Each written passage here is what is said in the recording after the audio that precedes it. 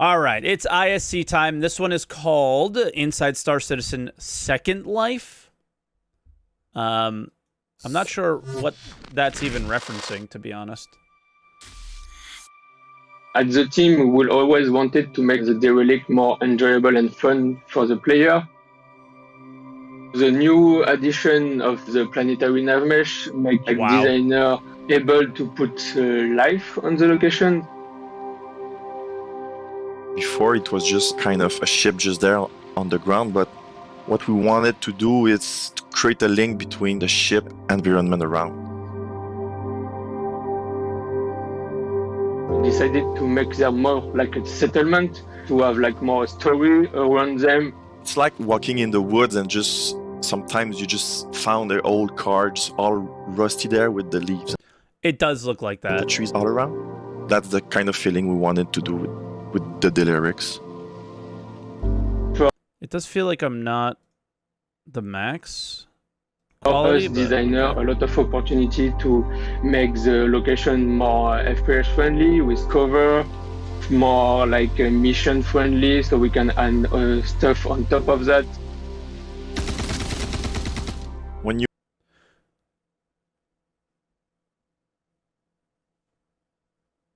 All right, listen. When I play FPS games, I'm completely blind.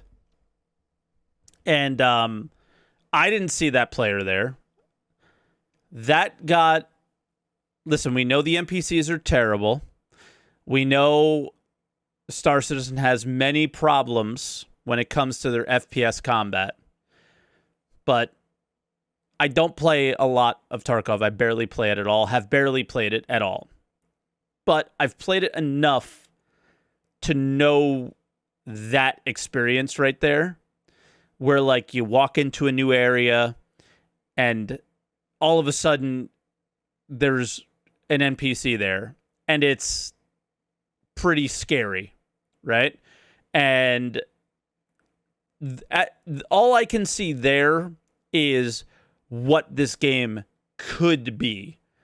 Not necessarily what it is now, but what a location like this could provide, what a game like this could be. But it is, there's so much that will just hold this back, sadly. But man, the location, and it's not like how good it looks, it's how big it is, how much kind of opportunity there is for like cover and hidden things and an NPC actually scaring you, right? And then if the NPCs are actually good, then it gets really scary. You will arrive at the crash, you will see a big trail on the ground. So if you look behind the ship, you will see all the big tree, but in the trail, all the trees will be small, and we're going to have just small rocks and grass, and it's the purpose the ship was there. When you go back in the ship, because you will be able to go back in the ship, you will rediscover the ship as you were before, but in the older version. That tell a lot of story about the old technology, kind of giving a second life to the ship. Jeez, dude. It looks really good. We got an update on the planetary... Bob Sinclair, anything other than fucking bunkers, please. Yes. Exactly. Nav mesh now on the planet, so we are allowed to... Like, just what's in there? And look at the distance, right? Look at the distance. There's a little bit of fog, all the tree cover. It just, the ability to sneak up on somebody or be snuck up on is nuts here. Like, there's another player right there. Look at how far they are from you. Put AI on the ground. Putting NPC in this location that are park here, trying to take the best of the location, scavenging for resources. So when you will arrive there, you will feel then some people living there since a long time. That's going to give you a feeling that all that place around is just kind of habitated by some people. The mission we're going to do... You know what this really... I mean, it's full on copium, hopium, imagine. All of it is... This gives me the feeling of what homesteads could be like if we owned our own land. Right? Like, if we owned our own little area, it gives me the like kind of what this could be like, right? There's so much area on these moons that we will kind of make our own, and moons and planets and stuff. And yeah.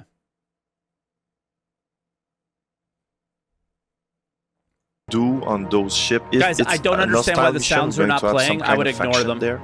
He's living there. We're just to take control of the ship. And it's not an hostile mission. That's going to be a different kind of faction. We see all the feedback we receive on January when we start like showing the concept of the derelict settlement with the EI team for the planetary nav mesh and all the team in Turbulent. We was able to like create a habitation module. We have tools now to be able to generate and procedurally place all this work on the planet. Jesus. It's just the beginning of the long-term plan that we have in mind to populate and add more and more location in the PU. And I'm super proud of my team to doing that with the design team, the art team. We worked super hard, pretty proud of it, and I'm sure that people will enjoy it. Thanks, guys. Honestly, I hope does anybody else want the option to use this kind of work that they did to make your own locations? Like, if you own your own land, the ability to be like, I want to use a derelict whatever as my base instead of I don't know, the colonial pact that they've shown us. The new inhabited derelict settlement for 3.17.2 is not the only one that will be present in this patch. We will let the player discover them and find them in the universe. Okay, so what's stopping me from nosing down in ships and killing those NPCs? Good question. I mean, if you gave the NPCs railguns and missile launchers, or if there were turrets placed around there, maybe? It's a good question, though. Derelict settlements are just one of the new mission-enabled, gameplay-focused Bro, Jared has not found a barber in the UK yet, I'm guessing. Environments from Turbulent arriving in the upcoming Alpha 3.17.2.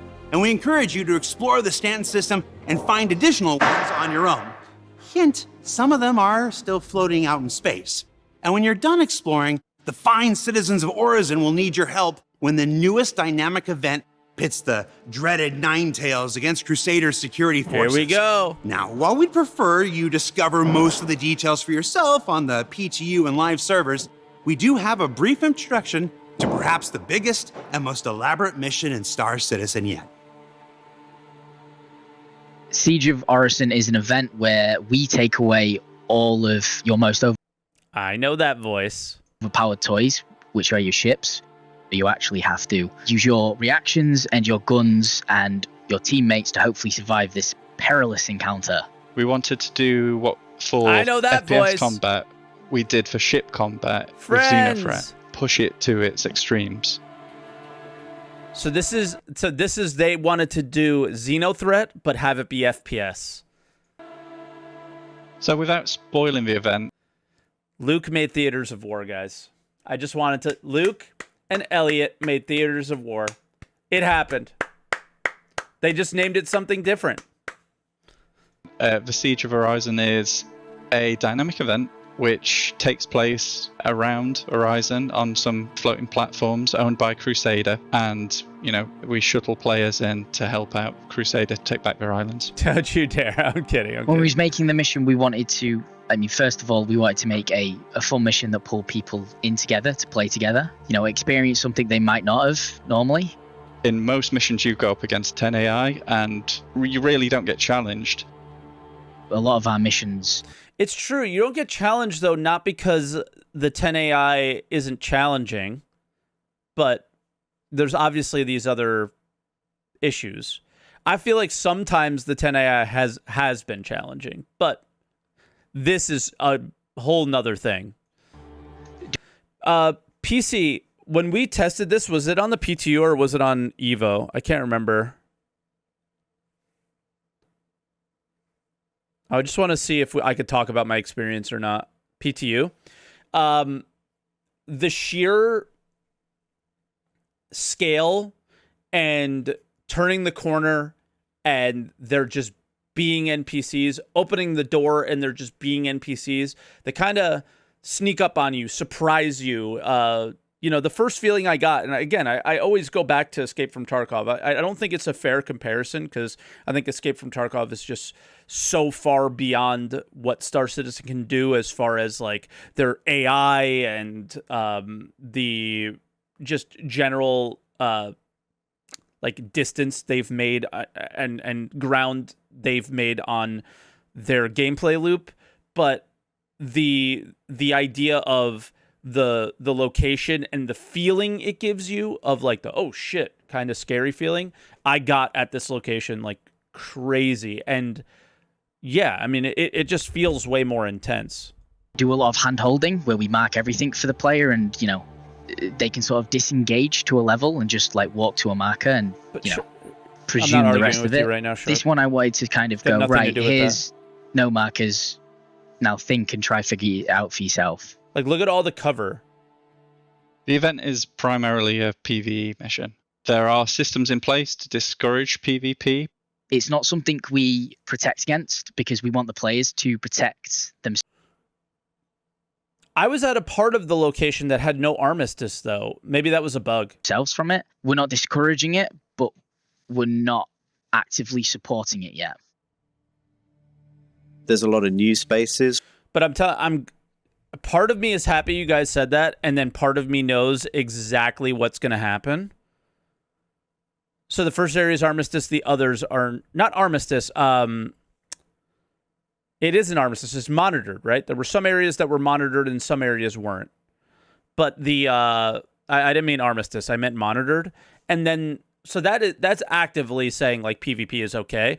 The one thing that scares me is about the statement that Luke made is, okay, so all should be monitored. We had situations where some weren't, but it was clearly in testing still and wasn't complete. So now that we know that it's all monitored, that makes it a little bit different. But people are going, now that you said that, they're going to challenge it. Oh, so it's not a PvP area? I'm going to make it one, right? So I'm sure that will happen. Frozen and working with design on the blockout and still making sure it's all in keeping with what Horizon is. So I want to point something out here real quick. I've never seen the Luke and Elliots of the world working hand in hand with the Nick Etheridges of the world. It may have happened, but I feel like a lot of the times you get these guys working on a landing zone and a moon and a planet, but not working hand in hand on this crazy big location to make it as nice as possible.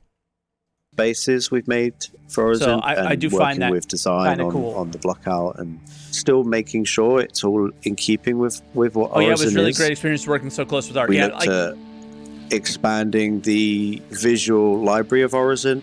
What we really liked was the contrast of this kind of idyllic, relaxing garden, platforms floating around, and this kind of battle-scarred, damage and things like that adding to them. So it was a lovely kind of contrast to put in. You want Luke to get a Siege of Orison tattoo? Content of the scale. The main challenges were performance. By moving it far enough away from like the center, the city of Horizon, we managed to avoid most of that. Having this here helped to performed well improve and push performance because we found issues and we was able to quickly fix them. The experience I hope players get is enjoyment. Mostly, I want players to feel fun and create like emergent stories with their friends that they can, tell on Reddit or through videos and whatever, just to have fun really. I want them to see all the effort that has gone into like healing and gunplay and AI over the years that you may not notice fighting against a small amount of people. Events in general are great because they pull people who might not play with each other. Well, I'm glad we timed out sharp before Luke said gunplay, because he would have lost his mind. But, yeah. I guess if you think about it from the over all the years, how far the game has come, but I don't know if there's any specific changes that were made for 3.17.2 as far as gunplay and things. Okay. So I keep seeing this I think it's just you, Sladwug, maybe a couple other people that freak out that spread is a square. But yeah. Together, you all feel like this comradeship trying to push forward against this enemy that you all have in common. I still don't really know what gunplay means. But aside from a few like stupid bugs, it doesn't feel that bad. It's an experience unlike any other in this game. So what did we learn this week? Well, we learned that those fantastic derelict concepts we showcased earlier this year are already making their way to the persistent universe, and that they're coming along with new missions and gameplay made possible by the new dynamic planetary nav mesh, and that the Siege of Orison is the next big step forward towards bringing additional gameplay to Star Citizen's existing landing zones. Now, don't forget, there are a number of contests going on for both Alien Week and our upcoming Battle of the Bricks, which will see the community teams from both Star Citizen and EVE Online come together in a live stream on July 22nd How the to raise feels, money for charity. Reload speeds, You'll learn all about both of those things Okay. on the robertspaceindustries.com website. For Inside Star Citizen, I'm Jared Huckabee. This is the very noisy 9th floor of the Manchester Goods Yard building, Luke. soon to be home for our Manchester studio. So Luke Presley said there have been a few bugs fixed. We should do a special post on everything we improved. So I'm sure you know this, but like the community team does that like pre-patch thing. Obviously 3.17.2 is an Evo. Once it's in the PTU or getting close to the PTU, I think it's Christian usually makes these patch watch posts. So throw something together and throw it to Christian, I think his name is, at the community team. And I'm sure he would be happy to put that there. So that would be neat.